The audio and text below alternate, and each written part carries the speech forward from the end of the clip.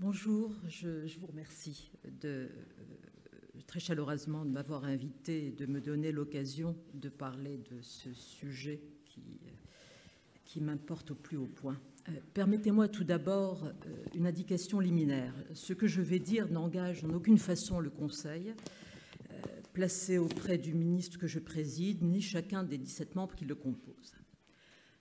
Je dois sans doute ma présence parmi vous aujourd'hui aux propos que j'ai tenus, entre autres raisons, à l'Assemblée nationale, quelques mois après ma nomination à la tête du Conseil supérieur des programmes.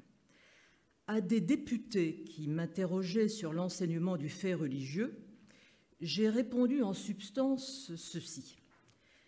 Si la mise en place d'un tel enseignement me semble, sur le principe, souhaitable, dès lors que son but est de dispenser aux élèves des connaissances objectives qui enrichissent leur culture et d'illustrer l'idée que le respect de la laïcité ne signifie pas le combat contre la religion comme telle ou contre des religions en particulier, la manière dont l'islam est appréhendé, non pas tant dans les programmes d'enseignement que dans les manuels scolaires mis à la disposition des élèves et des familles, me semble à plus d'un titre critiquable. Que trouve-t-on en effet dans certains manuels scolaires? Eh bien, par exemple, des fragments de textes sur le djihad qui ne sont accompagnés d'aucune explication des sources utilisées, d'aucun commentaire historique et critique, des présentations des préceptes ou piliers de l'islam dont on se demande si elles constituent à proprement parler des objets d'enseignement. J'ai aussi, lors de cette présentation, soulevé la question de la formation des professeurs. Parce qu'ils ne disposent pas des connaissances suffisantes pour enseigner le fait religieux qu'est l'islam, qui leur en ferait reproche, les professeurs ont tendance à reconduire des généralités dogmatiques dont le but n'est pas seulement d'instruire.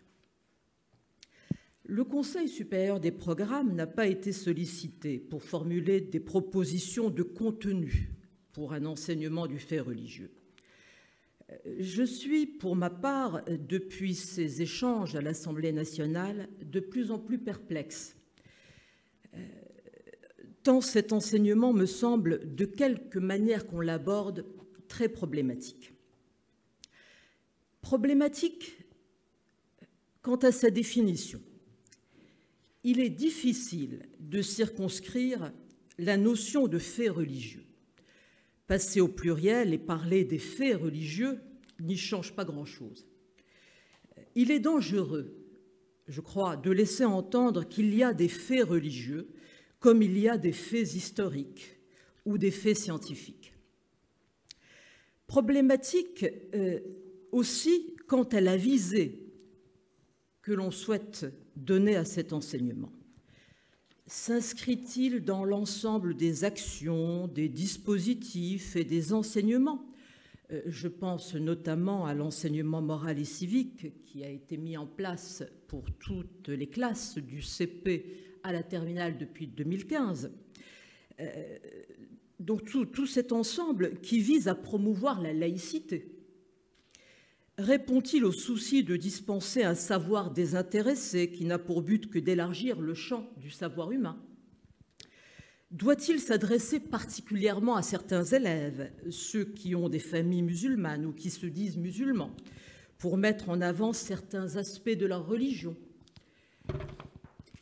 Problématique aussi quant à ces contenus qui doivent se plier aux méthodes de l'histoire critique et au progrès de la recherche en sciences des religions. Problématique enfin si l'on envisage avec sérieux et réalisme l'étendue de la formation qu'il faudrait dispenser aux professeurs qui seraient chargés de conduire cet enseignement. Poursuivant ma réflexion personnelle depuis ce mois de janvier 2018, je suis de plus en plus convaincue qu'il faudrait limiter les prétentions de l'enseignement du fait religieux et qu'on ne peut à l'école enseigner que les aspects culturels et civilisationnels des religions. Et cela dans certaines conditions, dans un certain état d'esprit apaisé et libéré de la pression du présent, et dans une perspective désintéressée qui parie sur les effets émancipateurs à long terme du savoir. Je crois qu'au collège et au lycée, et peut-être seulement au lycée, un enseignement bien conçu, ajusté de certains aspects de la culture de l'islam pourrait être très utile pour que les élèves musulmans trouvent dans leur culture d'origine, ou ce qu'ils croient être telle, un antidote aux adhésions fanatiques mortifères et meurtrières et au mirage de l'islamisme politique. Cet enseignement de certains aspects de la culture de l'islam devrait s'ancrer, à mon sens, dans les disciplines constituées et constitutives de l'enseignement scolaire secondaire. Je proposerai ici quelques pistes pour le lycée seulement. Et je nous invite tous à ne pas oublier les lycées, lycées technologiques et lycées professionnels, pour lesquels les enjeux sont massifs et pour lesquels il faudrait sans doute adapter ces quelques propositions. En philosophie, vous le savez, donc en classe terminale, on l'a déjà commencé à le faire, élargir la liste des auteurs susceptibles d'être étudiés en classe. On a, en 2003, lors du programme qui réglait l'enseignement de la philosophie en terminale, introduit Averroès. En 2019, donc ça se met en place cette année, on a introduit Avicenne. Je rappellerai l'effort du premier, l'effort d'Averroès, pour défendre la philosophie d'Aristote et la rationalité grecque dans la cité musulmane. Je rappellerai l'effort du second, d'Avicenne, pour distinguer la métaphysique de la théologie. C'est quand même lui qui invente cette distinction et qui, par là même, confère une autonomie à la raison philosophique. En histoire, je reviens à ce qui est le cœur de cette table ronde. Il faudrait, je crois, privilégier des moments de rencontre de la France et du monde arabe ou arabo-musulman, monde de l'islam. Des moments qui constituent pour la France et pour le monde arabo-musulman des expériences de grandeur, fussent-elles tragiques, et de dignité. Des moments aussi qui ne sont des rencontres véritables que parce que chacun affirme sa culture et peut, par là même, reconnaître à l'autre une culture et entreprendre de mieux la connaître. Parmi les nombreux moments de rencontre que nous offre l'histoire de la France, je retiendrai volontiers la relation spéciale qui s'est nouée entre Napoléon III et l'émir Abdelkader. Vous y avez, je crois, consacré une émission, Monsieur Ferrand. On pourrait rappeler comment Abdelkader a protégé les chrétiens de Damas.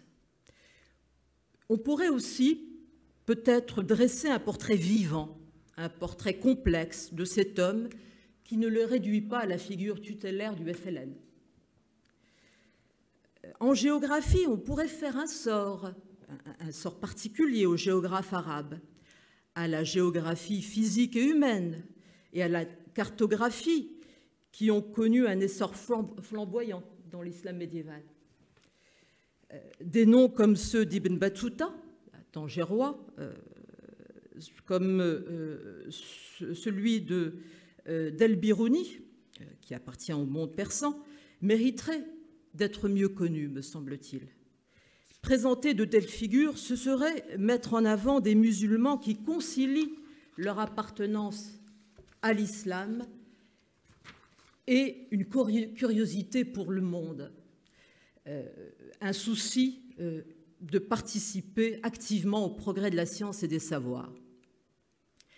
Ces pistes, rapidement ébauchées, qui ne sont recevables que parce qu'elles ne bouleversent pas les contenus qu'il faut enseigner et ne cèdent pas à la démagogie, se heurtent, hélas, à de nombreux obstacles, et notamment aux évolutions qu'ont connues ces disciplines depuis de nombreuses années sous l'effet des orientations données par la recherche et l'enseignement supérieur. Je souscris sans réserve à ce qui vient d'être dit et par Franck Ferrand et par Jean-Robert Pitt.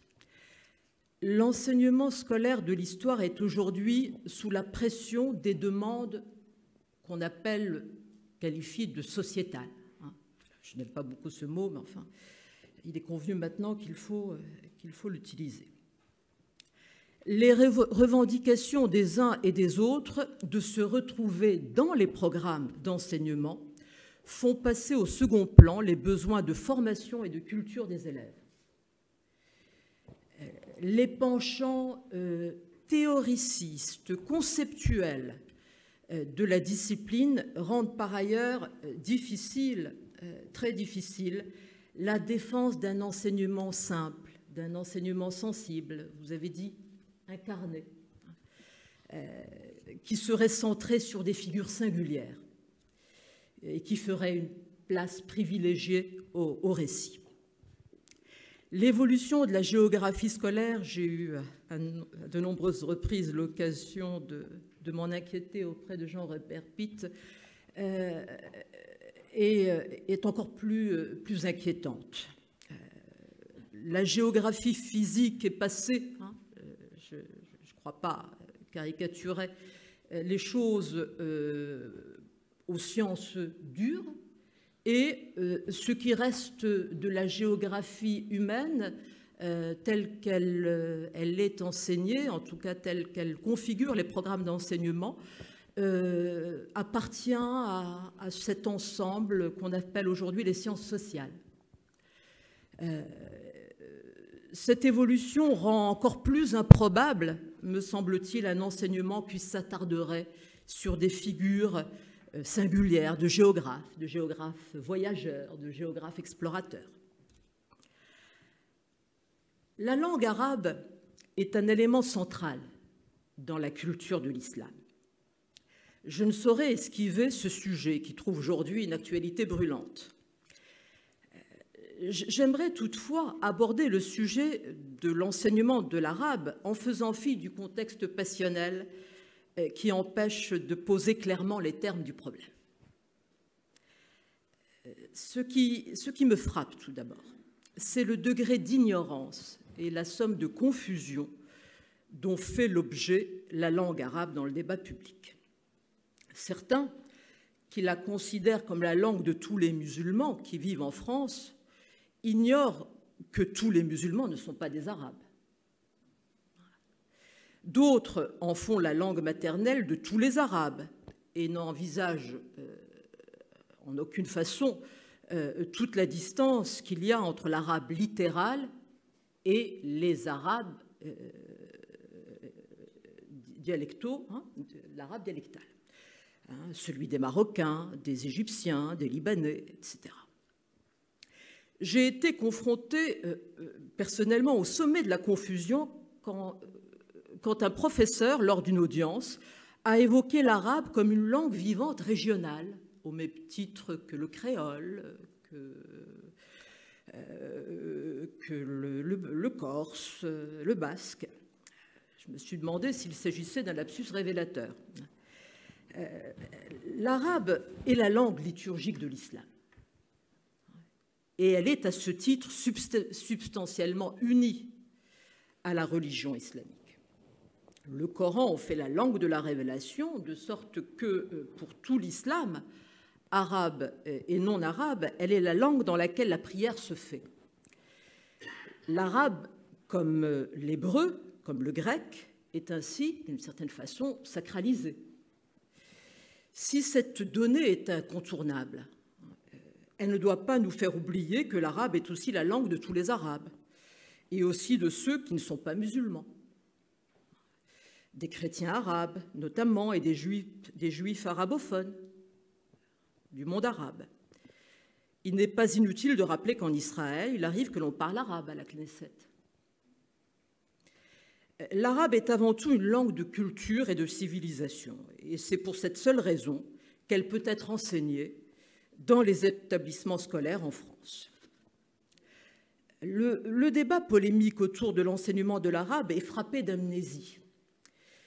La connaissance de notre histoire, de l'histoire de la France, y est chaque jour bafouée. Je retiendrai 2 dates qui illustrent la curiosité française pour la langue arabe et qui témoignent du lien profond inscrit dans la longue durée entre la France et le monde arabe. La volonté de François Ier que l'on enseigne l'arabe dans ce qui s'appellera plus tard le Collège de France. La création de l'agrégation d'arabe en 1906. L'intérêt de la France pour la langue arabe n'était pas alors contraint par quelque urgence politique. Il exprimait la conviction que le rayonnement d'une nation n'est pas sans rapport avec sa volonté de comprendre celui avec lequel elle a une relation historique singulière. Il conviendrait de clarifier par là même les raisons qui nous poussent aujourd'hui à vouloir enseigner l'arabe dans nos établissements scolaires. Voulons-nous, comme la France l'a toujours fait, enseigner une langue de culture parlée et vécue dans un monde avec lequel nous entretenons des relations privilégiées? Voulons-nous offrir aux jeunes Français musulmans un accès à un arabe qui n'est pas celui des mosquées? Il y aurait sans doute un grand bénéfice à délier le fait linguistique arabe du fait religieux musulman, à faire connaître aux jeunes Français issus de l'immigration musulmane les trésors de la littérature arabe, pour qu'ils s'instruisent et se forment au contact de la langue arabe profane, et qu'ils se libèrent ainsi progressivement d'une captation psychique et linguistique. Mais quels que soient les objectifs que l'on vise, il faudrait tout d'abord reconnaître, pour reprendre des mots du général de Gaulle, que l'intendance ne suit pas, hélas. L'enseignement de l'arabe dans les universités françaises n'attire plus les plus brillants de nos étudiants. Quand ceux-ci font de l'arabe aujourd'hui, à Sciences Po ou ailleurs, c'est pour lire la presse arabe contemporaine, pour comprendre les tracts de Daesh ou infiltrer des réseaux islamistes. Il le faut, assurément. Je ne dis pas que cela n'est pas nécessaire. Mais le présentisme a eu raison des études classiques de l'arabe, devenues aujourd'hui moribondes. Les sciences sociales ont recouvert de leur sérieux actuel le charme suranné des études de littérature arabe ou de grammaire arabe. Rien d'étonnant dans ce contexte que les vocations pour enseigner l'arabe, en collège ou en lycée, soient si rares. Le peu de postes offerts au concours de l'agrégation et du CAPES d'arabe qui existe depuis 1975, n'est que l'exact reflet de la pénurie d'étudiants. Des conditions à la fois plus profondes et plus conjoncturelles qui concernent tous les enseignements qui ont affaire de près ou de loin avec les aspects culturels et civilisationnels de l'islam ne me semblent pas aujourd'hui tout à fait réunies. Ces conditions renvoient à la situation historique de la France et à l'état général de la société française. Elles rendent plus urgentes, sans doute, d'autres priorités. Ces conditions touchent aussi à ce qu'on pourrait appeler, au sens large du terme, une éthique. Pour cerner, même grossièrement, ces conditions et conclure, j'évoquerai la figure d'un grand islamisant d'un grand arabisant, Louis Massignon. Sa connaissance profonde de l'islam s'est construite tout au long d'une vie qui s'est déployée en s'enracinant dans la foi chrétienne et dans la culture française. Son admiration pour le monde arabe et son amour de la langue arabe trouvent leur étalon dans son amour de la France, que Jeanne d'Arc, pour lui, typifie de manière transhistorique, et dans sa manière unique de faire de la langue française sa langue d'écrivain. Je vous remercie.